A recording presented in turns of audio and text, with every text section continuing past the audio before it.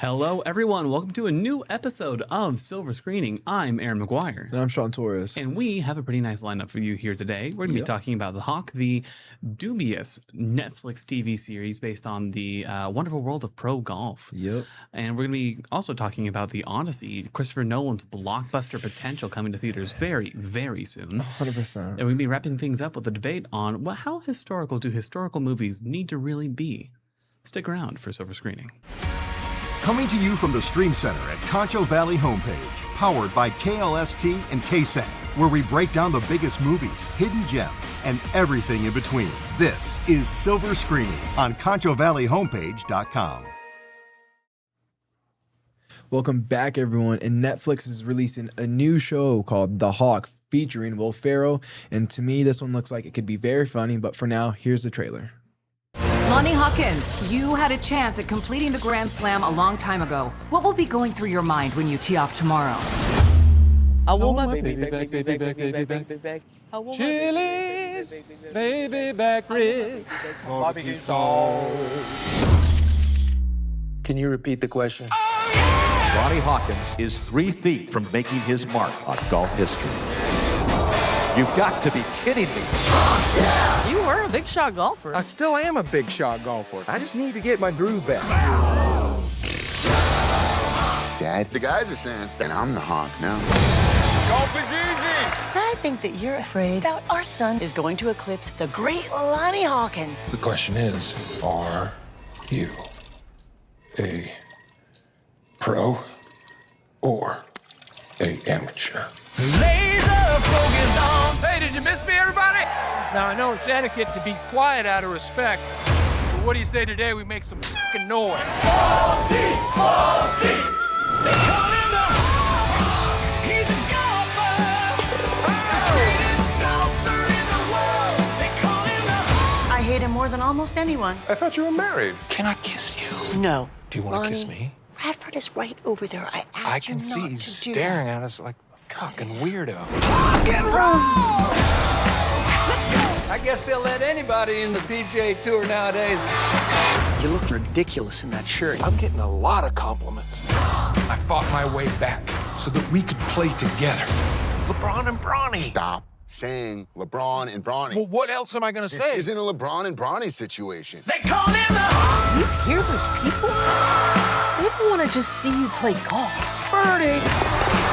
They want to see you walk and talk. Because you are Lonnie. Lonnie.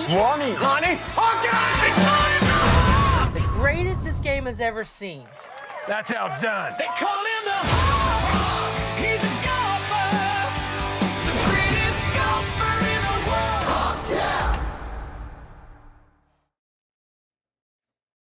All right, well, that was a trailer for The Hawk, and I gotta say, it does seem like it can be some good fun. 100%. Will Ferrell is probably one of my favorite actors to ever leave SNL.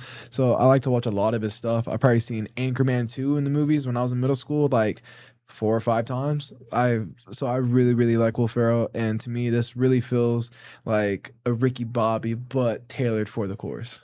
I didn't know you were that big of a Will Ferrell fan. No, yeah, for sure. He out of any non-Marvel movies, I probably watch his movies the most. Really? Okay. Yeah. The more you know. Well, a lot of people have risen some complaints about this movie. Namely, let me just say it like this. I'll just talk about the ratings for a bit. Thus far, Rotten Tomatoes hasn't really given it much ratings because it hasn't really come out for too long yet. It came out on the 16th on Netflix. It's got all 10 episodes of season 1 already available. I don't know if it's going to get a season 2. But thus far, the ratings are 17%. A big old 1.7 across 6 glaring reviews. No audience reviews just yet. So not many people have seemed to have paid this much mind as of yet. On Metacritic, it's gotten a 55 critic score across 15 reviews. And other major reviewers like The Hollywood Reporter and Variety are kind of all collectively saying that they find this to be worth a good couple of laughs, but overall they find it to be a bit dull, forgettable, other buzzwords like that. A lot of them are drawing comparisons with Talladega Nights and Happy Gilmore, Tin Cups as well. Just movies in the similar vein, but saying that it's ultimately eclipsed by those entries. One quote from a review struck my particular interest from Variety's Daniel Feinberg. He says, "There will be countless worse shows this year, but it's doubtful that 2026 will ever offer a show as hollow and forgettable as The Hawk." Thoughts? That's interesting take, but because I saw a lot of criticism online when I was looking it up, and I wrote here in my notes that some things that people were saying was this feels like a 90-minute comedy movie stretched out between 10 different episodes. You know, I can kind of see that. I can kind of see it in especially how the trailer reads to me. It's like its construction. It really does read to me like a movie. Yeah, I'm pretty sure if they just would have made this a movie, that the reviews probably would have been a lot better. Yeah, I can agree with that. 10 episodes of this concept, I feel like that could get stretched out, you know what I mean? So I don't blame them for having this opinion until I watch it and I'm like, yo, this is the best thing ever. And then I'll come back like, no, y'all just completely wrong. And it goes back to what I keep saying about like Hollywood movies like this. A lot of people are saying that it's dull and forgettable. There are a few worse things you can be in Hollywood right now than mediocre. Yeah. Like, it is one thing to be a great movie, it's one thing to be a bad movie.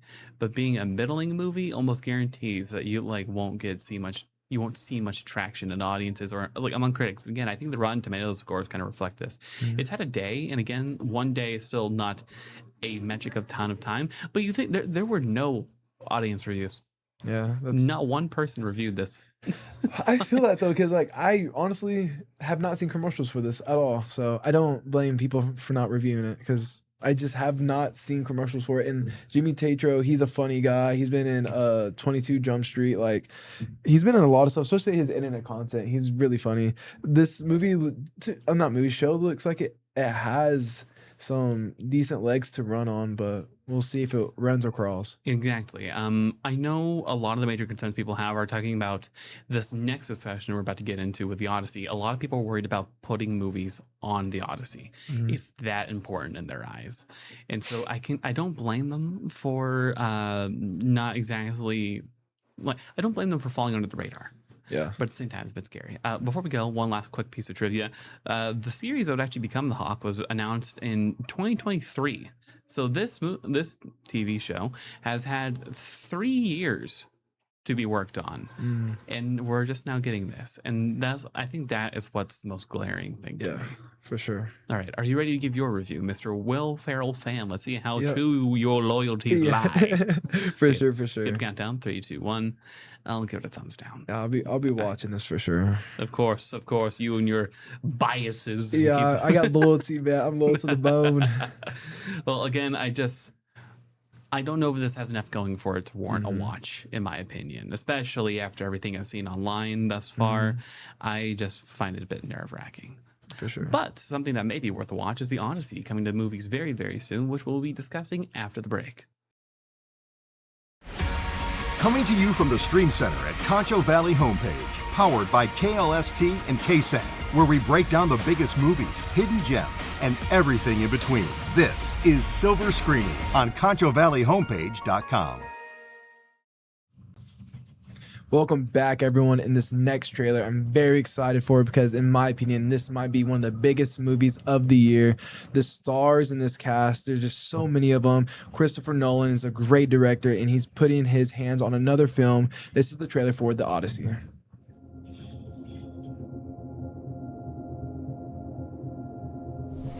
Tell me what you remember. A wife?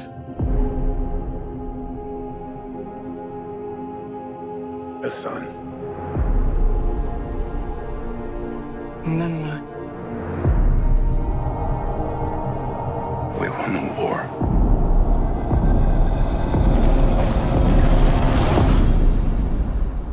Help me go home.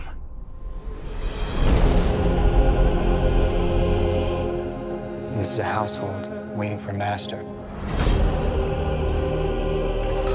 I want you to choose me.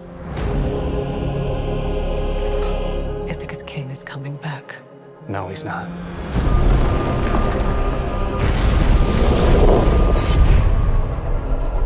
you do if he came back here and find all these shooters in his house? You're pining for a daddy you didn't even know, like some sniveling bastard.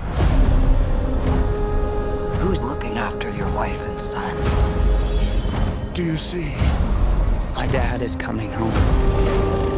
Bringing vengeance. Bringing it all.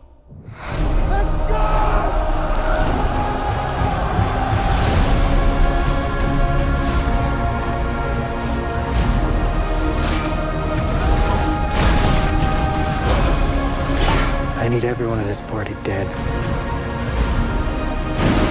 I can still save them. You're a man who needs to control his fate. But you cannot control this. That world is gone. No one could stand between me and home. Not even the gods. Keep us straight!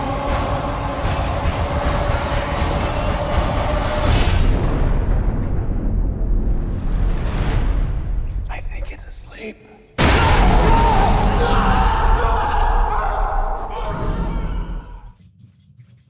All right, that was the trailer for the Odyssey, and what a trailer that was. That looks very action-packed, and there were a lot of very familiar faces on the screen. Yeah, almost every face you saw was a big name right there. Exactly, and that's kind. I guess it's just kind of lends credit to Christopher Nolan as a director. Like, if you have that many people lining up to work with you, yeah, you feel like you've made it somewhere. No, 100%. I saw in interviews people saying, yeah, I take big old pay cuts just to work with Christopher Nolan. That's how good he is. Yeah, and thus far the movie's reviews kind of speak for itself.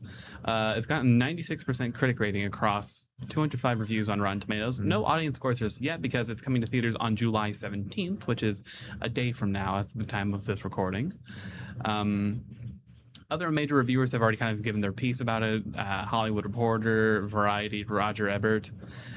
Many of them given it very, very high praise. And the general consensus I've seen online is that a lot of people find this to be a much more holistic look at the Odyssey. It's not skimping out. It's not trimming the fat, so to speak. It's a very, very comprehensive look at Homer's tale. And just... I don't want to say faithful. People say it does take some liberties, but it's not just focusing on, like, it's not skimming through the highlights, you know? No, 100%. This movie was shot with the IMAX camera, so I'm gonna be upset that I won't be able to watch this in the IMAX theater unless I drive to San Antonio or Austin this weekend, which I'm not going to do. But I'm very upset because if you know anything about IMAX cameras, or even like the IMAX screens, they show just so much more screen. Like right here, we're stuck to a like little rectangle, and the IMAX theater screen is just so much bigger, and the camera is amazing. You can see like every little detail. I remember when they were first making a big thing about Oppenheimer, because that was also shot with the IMAX camera, and it was like, yo, you can like zoom in on someone's pupil and see the reflection of the camera itself. It's like how detailed these cameras were. Interesting. And again, like, a lot of people have been anticipating this movie for quite some time. There's been a lot of build-up. Some of it's kind of, I don't want to say the best word. I don't want to say controversial again. But like, a lot of people were kind of worried about this movie when it first came out, about its historical liberties it might take, about certain interpretations of scenes in the movie and characters. No, it was definitely controversial was a very good word. I'm not gonna lie, it was a very good word, because I know a lot of people were upset with certain actors and actresses they chose to play certain characters. I know the armor, apparently someone got upset with the armor at one point. point. People are saying the armor isn't true to like Greek armor back in the day. And that's even controversial in itself. But like I said, one of the actors, I know online everyone was mad at the Lupita. I forget her last name, but she's playing Helena Troy, because usually it's played by like someone who's blonde hair and blue eyes, and she is a black lady. And so I know a lot of people online were mad about that. And then I also saw a lot of people upset about I forget the one actor's name, but he plays like a very big like Greek warrior per se, and it's like, oh, but this was like a trans actor, and I saw a lot of people saying like, well, if this is supposed to be like historically accurate, like they didn't have people like that back then, and that like this is supposed to be like this overly masculine character, but it's like people try to just like critique it just because it's not like, you know what I mean? Exactly. And it is very interesting to see because we do have like a very star-studded actors list, all things considered. Like we were talking about it beforehand, some of the actors we do end up recognizing on screen. Just to name the couple I recognize, we have Matt Damon as Odysseus, Tom Holland as Telemachus, Anne Hathaway as Penelope, Zendaya as Athena herself, Robert Pattinson as Antinous, and Travis Scott, of all people, as a bard. Like, if you told me that Travis Scott would be in a movie, I would believe you. But if you told me he would be in The Odyssey, I would find that a bit strange, all things considered. Yeah. But I'm more than happy to see it, just because, like, it's just because, I mean, I know that he specifically chose Travis Scott because of rap's like tradition of being like sharing oral history, and like how The Odyssey was shared as oral history. And so it was really interesting to see like some of these selections. Again, all these really, really big names show up on screen. So I would be pretty excited to watch this just to see if it actually is all it's cracked up to be, or if it's going to be mired in the reservations people had before this. No, 100%. And like a little side note just for me, I'm excited to see John Berthenol and Tom Holland in 2 movies back-to-back weeks. I think Spider-Man comes out next week, and they're in that one together too. You're eating good, buddy, let me tell you. No, 100%. All right, are you ready to give your review? Cool, I'll give the countdown. 3, 2, 1. I'll very obviously give this one a thumbs up myself, just because, hey, it looks pretty entertaining. A lot of people are saying this can be the biggest blockbuster of the year. I don't know if this actually made it into our top picks for big movies or not, but honestly, in hindsight, I feel like it should have. No, 100%. I think anything by Christopher Nolan or Steven Spielberg, I think you have to, it's the most watched, so. All right. Well, when we get back, we're going to be wrapping things up with a discussion about just how historically accurate do movies need to be whenever they're rooted in history. Stick around. Coming to you from the Stream Center at Concho Valley Homepage, powered by KLST and KSAN, where we break down the biggest movies, hidden gems, and everything in between. This is Silver Screening on ConchoValleyHomepage.com. All right, everybody, welcome back. Now we're going to be breaking into our favorite part, I dare say, the debate section. We're going to be talking about, again, the historical aspects of movies and how historical do historical movies really need to be in the context of history. That's a lot of history, so please take count. This will be on the pop quiz at the end of this. So, Sean, what are your thoughts on historical accuracy in history-based movies? I think if you're going to be historically accurate, you got to be at least like 95% historically accurate. But if you're just making a movie about back then and you like go into it with a creative vision of what you want and you know it's not going to be too historically accurate, then I'm like, all right, take a lot of liberties in to make it like, all right, this is my take on that time instead of no, this is like history film. So yours is like either commit or go full send in, in the opposite direction? 100%. Yeah, mine is just generally the opinion of it largely depends. If we're talking about things like The Odyssey, for example, we just talked about that. The Odyssey is still, ultimately speaking, a work of fiction. Like, I sure hope there are cyclopses and islands where flowers take years of my life away because I'm lulled into a sense of security, or women turning me into pigs and stuff like that. But for all that's worth, it's still based in Greek culture, like ancient Greek culture and ancient Greek history. So to that degree, I can understand like the people that were concerned about the armor, for example, like we were discussing, wanting that to be having a greater sense of historical value to the movie as a whole. But I think movies like that have a bit more liberties. I think they're permitted to have a bit more liberties in my eyes than, say, like, for example, the movies that are based in like World War II. And even if it is like supposed to be a fictional action movie in World War II, like I don't forget, there's this one that was this beautiful movie where it's like the entire premise is that it was like a massive long shots the entire way through. I forget what it was, but all these different World War II movies that are based heavily in a very well documented time period, where again, part of their their immersion themselves are rooted in just making sure you're accurate to the time period. Those don't get a pass, in my thoughts.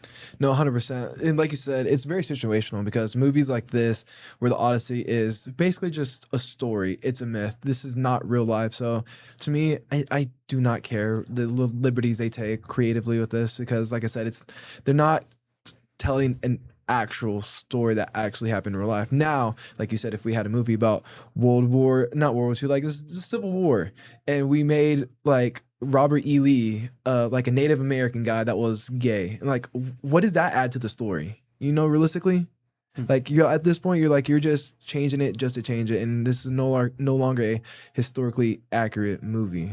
Versus like if they made up some random commander from the Civil War and they made him that way and like, oh yeah, this guy's not real, but this is rooted in that time, I would have no issue with it. I think more so in terms of just what it boils down to for me is how rooted in the fantastical it is and how important any kind of juxtaposition is there. Like one of the better examples of this, my thought, is Indiana Jones, believe it or not, because Indiana Jones fundamentally has a lot of supernatural elements. I mean, like everyone remembers the Nazis having their faces melted off by the Ark of the Covenant, right? But it's because of that's rooted in actual history. Like Nazis were a real thing. There were like Indiana Jones was wearing period appropriate clothing, even if it was a bit tacky with the hat and whatnot. I mean, it was still set in like a real life thing with just these elements of like the supernatural, the fantastical, and like the Odyssey, I think, kind of falls into that territory to a degree where it's based off of ancient Greek culture. So you want to make sure that it mirrors that, so that way the juxtaposition with all the fantastical elements, like the Cyclopses, Poseidon's interference, Circe, all these other elements have room to really come into their own because. It's just showing that in a much more, it's treating it with a sense of seriousness behind it all. That's just my 2 cents on that. No, 100%. And I just want to nitpick real quick because for the stories I've heard about like people on podcasts, people who like know that little area, I would say the Ark of the Covenant, that might not be too fantastical. That might be pretty real because the people who they say they know who guard it and whatnot, like people in Ethiopia, there's people who guard it and they legit do like die. Like, after coming into contact with, they slowly die. Oh no, I wasn't talking about that. Like, I'm not trying to get into like religion or stuff like that. That's not what I was meaning at all. I was saying more so in the context of like having, like, I mean, in terms of showing off supernatural or fantastical elements as opposed to the more kind of like otherwise grounded versions of Indiana where he's punching people and like there's guns going off where yes, it's an action movie, but still that feels like something that could happen in real life minus the face melting. No, yeah, for sure. And also on the note of the armor, because I know that was another big controversy part on the internet. People complaining about the armor. And it's like, well, you know, maybe when Homer was writing this story, he was like, maybe their armor would look different than ours because they're fighting Cyclopses and doing other crazy things. Just like how we would write superheroes right now to wear stuff that we do not wear right now. If only we could ask him. Right? If only we could ask him. And so I do think that there's grounds for that, but again, I just think it largely depends on the context of everything. If it is a primarily historical movie, that even if it is a fiction movie, if it's primarily historical and is designed to be as realistic to that period as possible, then naturally you want more historical accuracy than movies that are designed to be like, what if World War II had zombies in the trench, like World War I had zombies in the trenches? What if World War II, there's other interpretations, like what if the Nazis won in World War II? Like things like that may lend credence to more liberties. Then of course you have more liberties to take there. And so it just depends on what kind of vibe you're going for. I hate to say that it's all based on vibes, but yeah, it literally is. It really does, though, just really heavily depend on what kind of movie you're trying to make. No, 100%. And again, let's see how the Odyssey handles it. I think that would be a great case to look at as a kind of like a case study on how all those elements play together and whether or not they actually mesh well. Or like for the average viewer, it probably will. But for like the people that are like really into Greek culture, learning more about like just the mythology, about just the culture of ancient Greece, seeing how they would take it would also be pretty interesting to see in and of itself. I'm almost tempted to get a historian friend of mine if I could find one to just drag them to the movies and see how many nitpicks they might have about it. That would be funny. All right. Well, I believe that's all the time we have left for Silver Screening here today. Again, if you want to watch more content like this, you can always download the Roku TV app, or you can get us on Fire TV or Apple TV. You can also check us out on ConchoValleyHomepage.com. More episodes like this and other podcast series and more. As always, I'm Aaron McGuire. I'm Sean Torres. And this has been Silver Screening. Thanks for watching.